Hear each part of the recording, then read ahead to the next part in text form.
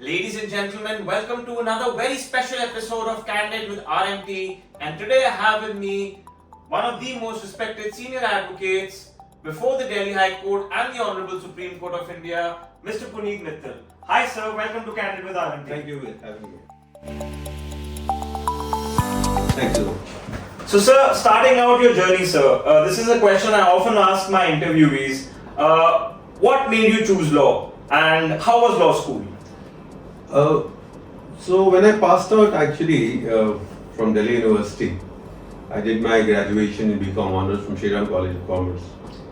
And being from a commerce background and from a college like Shriram, so you naturally drift towards commerce in the sense like majority of the people were doing MBAs and chartered accountancy and so on and so forth.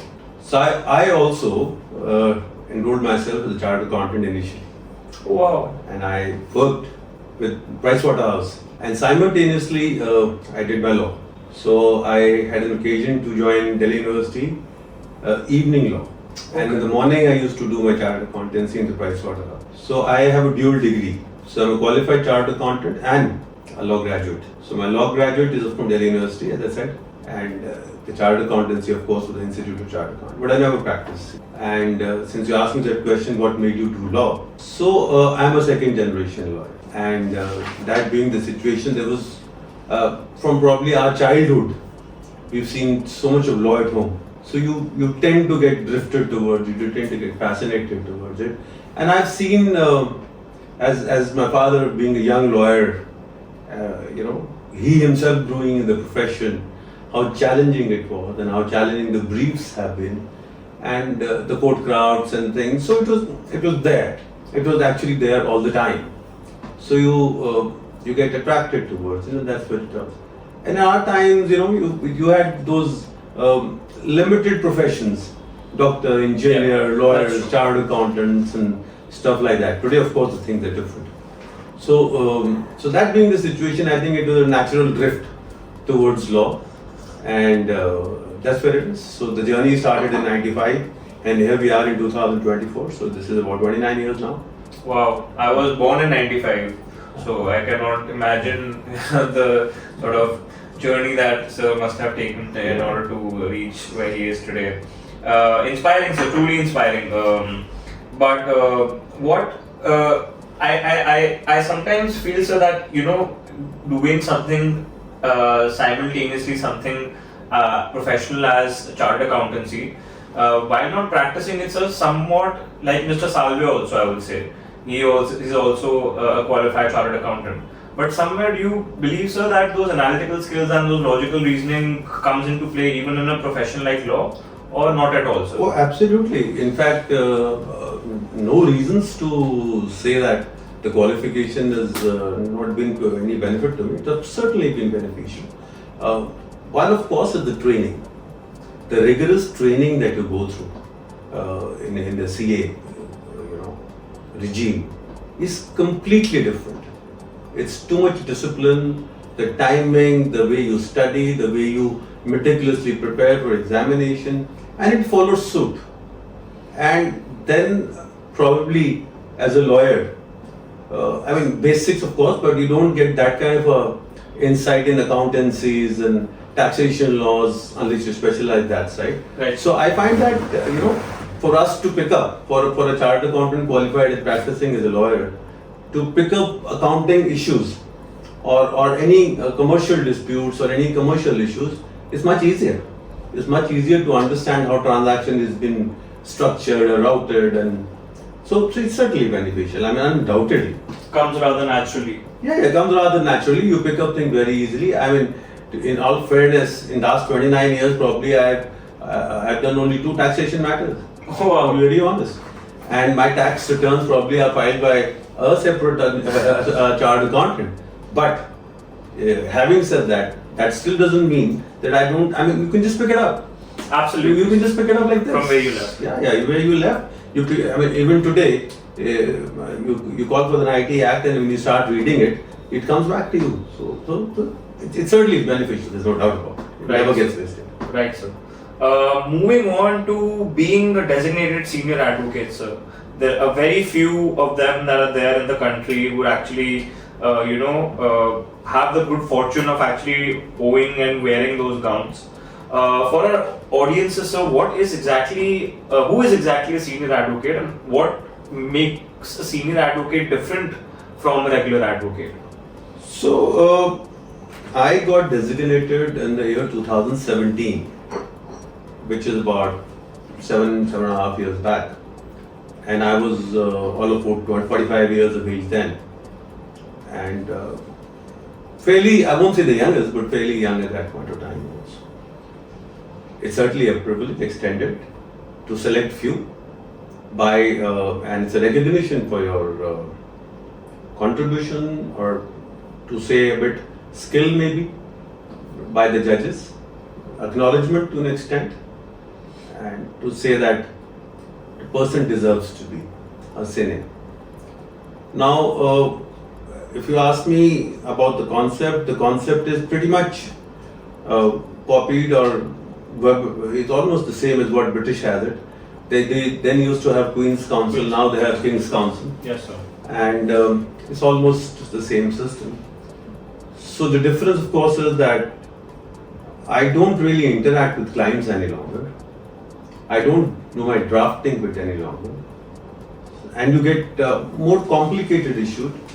And also the fact that young lawyers come and brief you, these law firms brief you, and you probably retain only for that particular date of hearing where you're actually required to assist the court and make good the point on behalf of your client. So it's certainly a responsibility for sure, and a serious one too.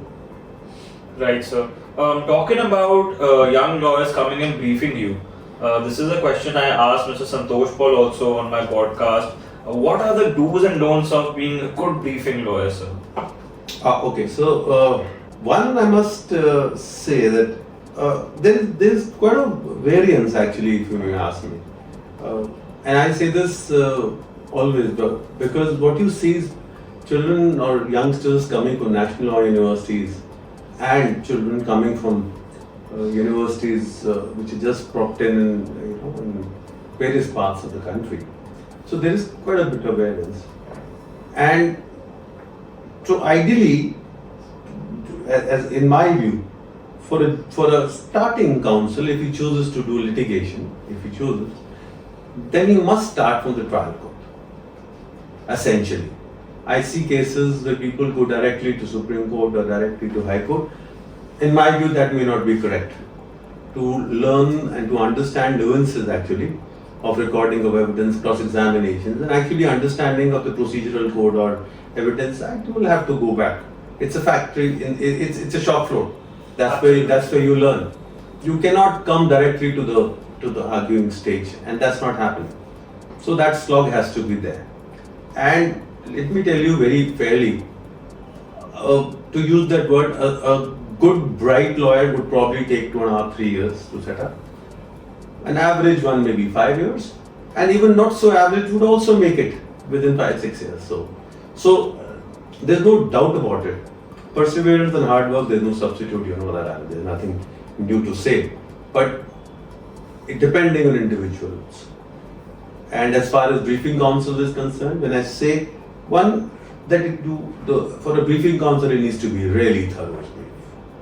Because we must understand this when standing in the court is almost like a viva voice. So if you prepared, you prepared. Yeah.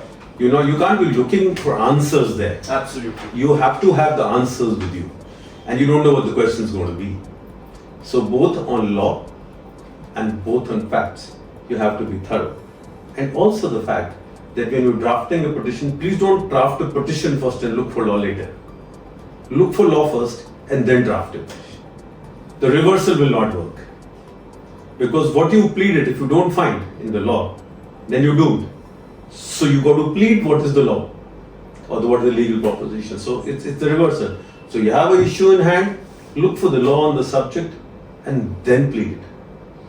So that's where it is.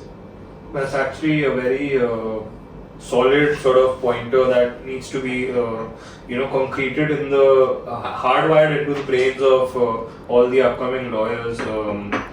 Moving on, sir, to your challenging briefs. Tell us about some of your challenging briefs, sir.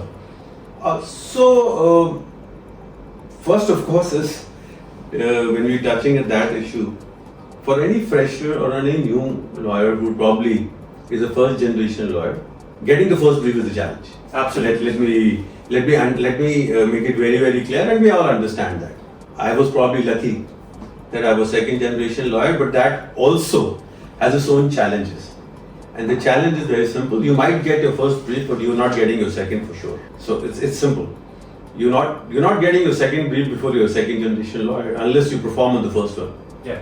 So your performance is what is going to get you the second, third, fourth, fifth brief, and that's true across the board, whether you're first generation or second generation. That's there. And also for a second generation lawyer, is that on the day one you're expected to perform, because your comparison is with somebody who's been there in the profession for a while, so you're expected to perform. So there's no lag time for learning. Mm-hmm. There's no time to make mistakes. There's no room for it. So you have to perform better, and not better, at least equal. Yeah. So that challenge. Either side is there. I mean, it's not that even if it looks easier, it isn't that easy. You got to perform, you got to work hard, and that is it. Whether you're first generation or second generation doesn't really matter. So one has to, understand and enter into this profession with the fact that what you did in law college is one bit of it, but your work or your time starts after the law college. Absolutely. It doesn't start in the college. Right, sir. So one of the briefs that I can remember, sir, which when you Google your name, sir, comes out, is that BMW case. Oh yes. So BMW was one interesting, well covered with the media. Went on for a while. It did, and sir. it went on for a while, for quite some time. So yes, we did have an occasion to appear for one of the accused, and quite a sensational case, quite an experience, of course. The second bit which I remember is appearing for a witness. I won't name the witness, in Nitish Katara. So that again was very sensational. The trial was widely covered. It had its own implications and the law. Every order and every proceeding was so very well challenged and argued, and So that is second. And of course, at that point of time, when we started, probably 2 or 3 years down, I did have an occasion to appear before Justice Jain Commission of Inquiry. It was inquiring into the late Prime Minister Rajiv Gandhi assassination's security lapses. So that was one exciting situation. And of course, in that Nirbhaya, I was counsel for the commission, Justice Usha Mehra Commission of Inquiry. So, which was again looking into suggesting security and safeties and all that guidelines. So, one had, of course, in those these many years, you've had such amazing experiences in the court.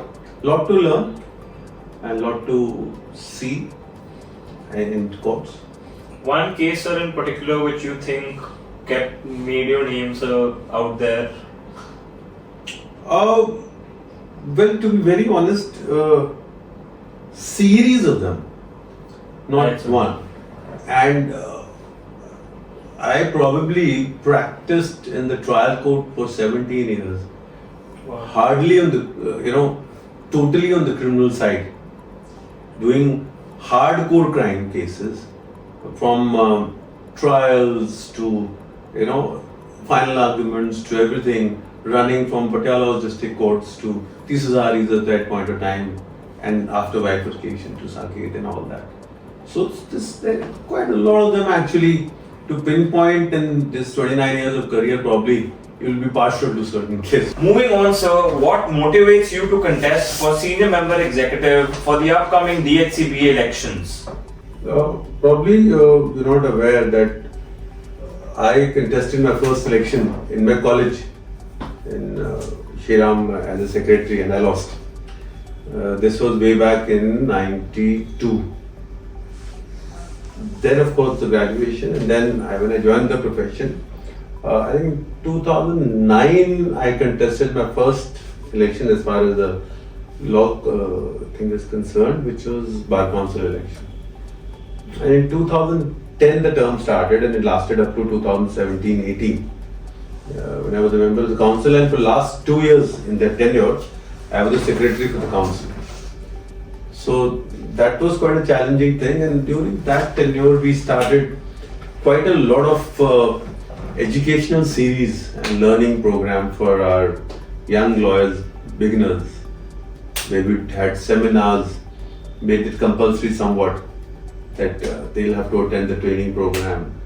Considering the nature of young lawyers who were coming in, it was felt that they required some bit of basic insight and training, and from people with experience, judges, senior lawyers, and that helped. And also it continued for people with 2 years of practice, 3 years of practice, and so on and so forth. Specialization in arbitration or criminal law or civil law and so on, which was of course voluntary at that stage now. So I don't recall council doing all that activities any longer. Probably that is what is required in the association, which is lacking at the moment, where one has to have that kind of a training program. And also, placement is an issue for youngsters, if you would notice. So what is required is a placement cell to be put in place where youngsters can register themselves, and lawyers, senior lawyers or law firms, litigating law firms looking for lawyers can actually go and scout for talent. It's quite a challenge there, and more importantly, when these youngsters come in profession, we find that they are not able to sustain themselves because they don't get adequately paid. That's one challenge which has to be looked into really, because more so for people who are coming from out of Delhi, because they have to look for everything. They have to look for their accommodation, staying, client, brief, and sustaining themselves. So that's where it is, and which demotivates them. So something really has to be done at the level of the association to attract serious lawyers, talent. Ultimately, it is for the profession to grow. So this is an important area which I think requires attention, which probably has not got the attention that it needs. Right, sir. So, there have been instances whereby, independent lawyers in their own capacity and their own, might have tried to actually do something for the fraternity. होता क्या है sir कि कभी कभी जो response आता है वो एक तो इतना ओवरवेलमिंग हो जाता है कि एक पर्टिकुलर इंडिविजुअल से होने के लिए बहुत मुश्किल हो जाता है वो, या कभी कभी क्या होता है कि इंफ्रास्ट्रक्चर होने के बावजूद भी जो बैकएंड पे हमारे पास लॉजिस्टिकल सपोर्ट होता है वो कभी कभी नहीं मिलता है। इन सब चीज़ों को मद्देनजर रखते हुए sir, how do you propose that BHCBA or the bar councils or everyone in tandem will actually come together and fight for these two issues sir, जो आपने बहुत important raise किए हैं. One is the placement, getting the right placement at the right chamber or the right place, and the second is a basic stipend.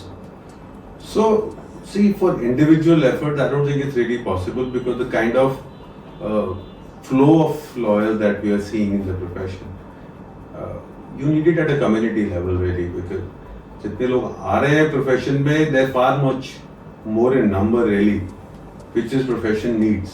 This is my take on it. So obviously it has to, and everybody who is coming in has to be accommodated according to their talent or according to their merit. And if that be so, then it has to be a community pool. So everybody needs to be accommodated, and everybody will have to be accommodated according to his own merit and his needs and terms. So therefore, placement cells to be placed, campus placements to be coming into picture, and as far as the monetary part is concerned, that of course will have to vary. I mean, you can't have a standardization really to say that this is the minimum. Have to be, but yes, some standards will have to be met, so that at least, if not more, basics are actually fed. Otherwise, there's no point. I mean, you Right. can't expect a law graduate really to join the profession and then going back home and asking for money. That's something which is pretty much not expected out of it. Right, sir. And just taking cue from the amount of capital that a lawyer invests in his or her law school, then does those unpaid internships, then goes out and actually works at a level of, let's say, 5 to 15,000 rupees, which is apparently in industry standards, which I don't know who sets, but someone apparently sets it, so it is the industry standards. That those are the things which need to be tackled head on, sir. So that's a very serious issue, frankly, because I mean, honestly, when we did law or graduation, probably we graduated both graduation and law on 6,000 rupees from Delhi University. I'm sure Delhi University must have risen, but still is maybe 30,000, 40,000, not more.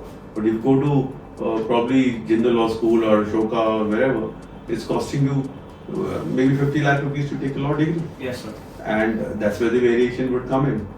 To kind of investing 50 lakh rupees for a law degree and then coming back and to earn 10 to 15,000 rupees as the starting salary, probably a figure which is not lucrative enough to really look for a profession like this. And that's where the problem is, and that's why you find people really running away from litigation and looking for corporate jobs. That's right. Either in the industry or on a corporate law firm.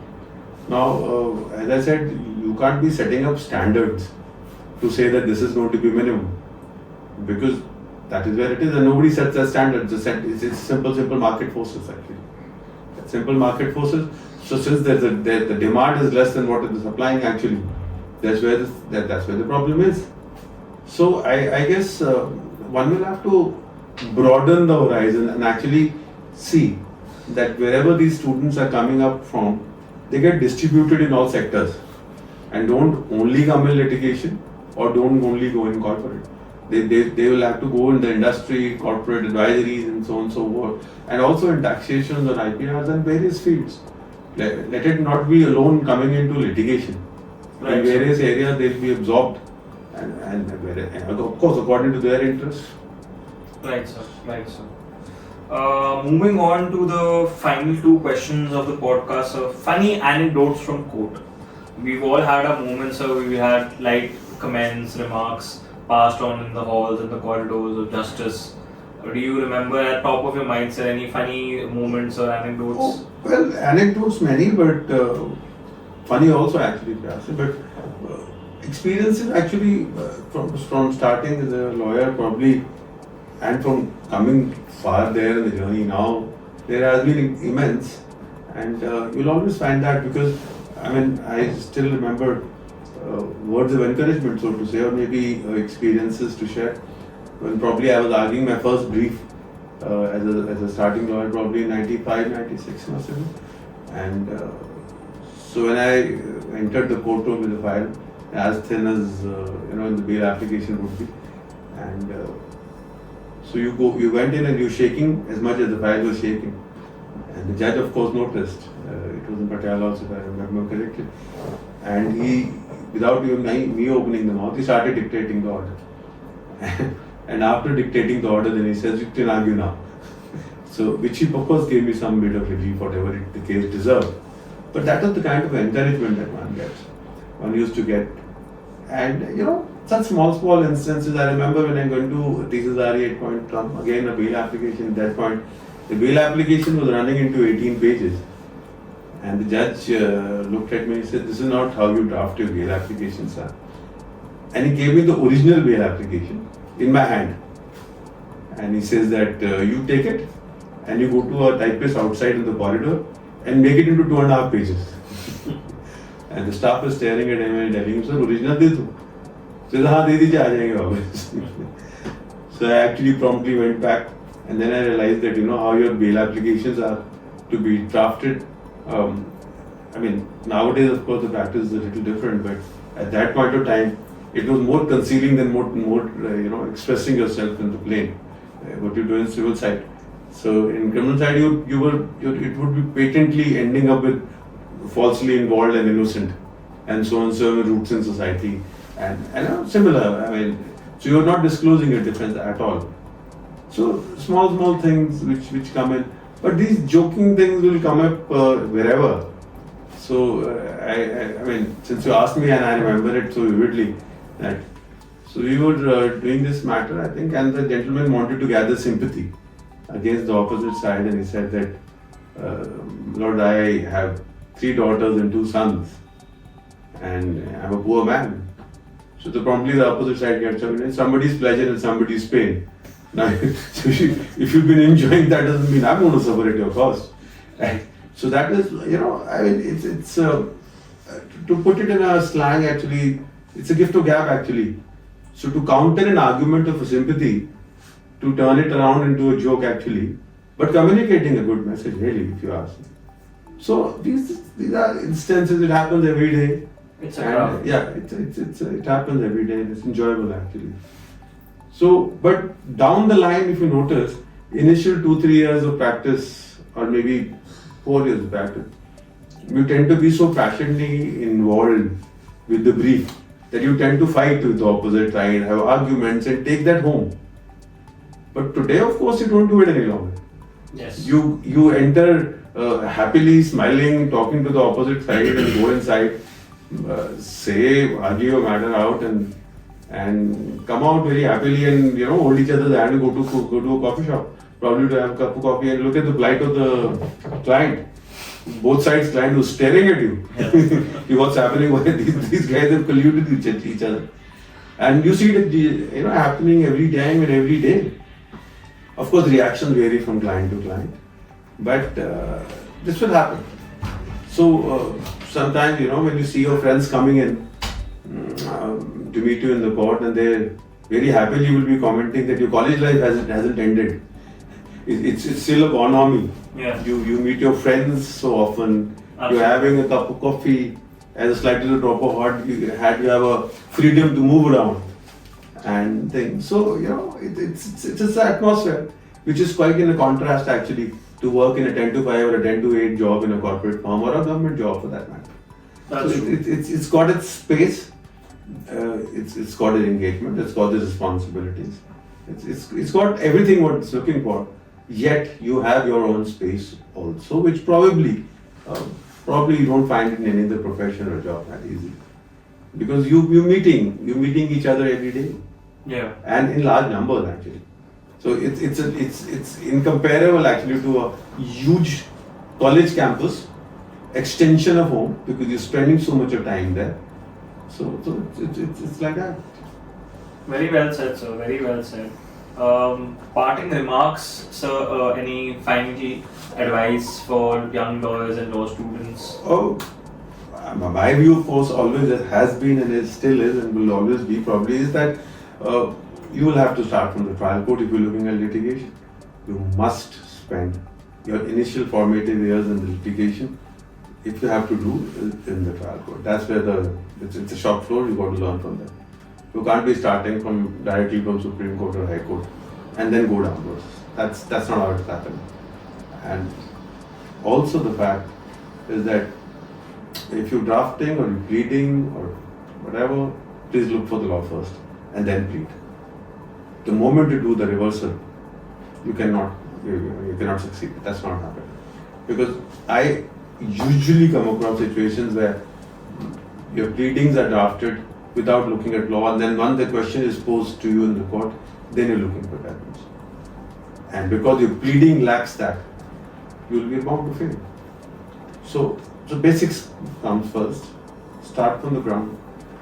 Learn what you're supposed to plead, and that's how it's going to feel. You can't, and there's no shortcut to it. So you've got to study before you actually draft or enter the courtroom. Unprepared, you go to the court. It's a viva voice. Any question can come in from any corner, and you be ready. You don't get the time to answer it back again. You're not coming back. You don't have a next day. You don't have tomorrow to answer. You're there and then. And lastly, for any judge, actually, if you're assisting, If you're not able to gather their attention in first 90 seconds or maybe 120 seconds, and you're not going to strike it, then you lost it. You lost the plot because then the attention is gone. That is that 90, 120 seconds is the maximum to draw the attention to the point. And then you can elaborate. But if you've started with something which is way beyond what your point is, then you've lost the person has lost his interest. I mean, you can imagine, for a judge also is limitation, because if he's doing 50 matters or maybe 70 or 30 matters for that matter in a day, you can't expect him to give you the time which you're looking for. Yeah. To start from the very zero and then build it up to 100, that's not where it is. Come to the point in the most interesting and the correct articulate fashion, and that's where you got to be. And one thing which I always follow, and I think one should follow, always is that you must sit in the courtroom and watch the proceedings, in which court you have to appear, to see how it's going, how it goes, how much is the reception or the receiving time, what is the way, how the arguments are progressing, how to address. That all is, it's basically reading. I mean, you're dealing with a human being after all, whoever it is. He's a judge, of course, yes, he's an honorable judge. But again, he's a student, he's a human being. So you're dealing with him. So there are no straight jacket formulas really that you put in 2 plus 2 together, that's not happening. Your presentation matters. Right. That's what you got to concentrate on. Right, sir. With that, ladies and gentlemen, we come to the end of this episode. Thank you so much, Puneet, sir. It's been an absolute pleasure My pleasure for being here. Thank you. Thank you so much.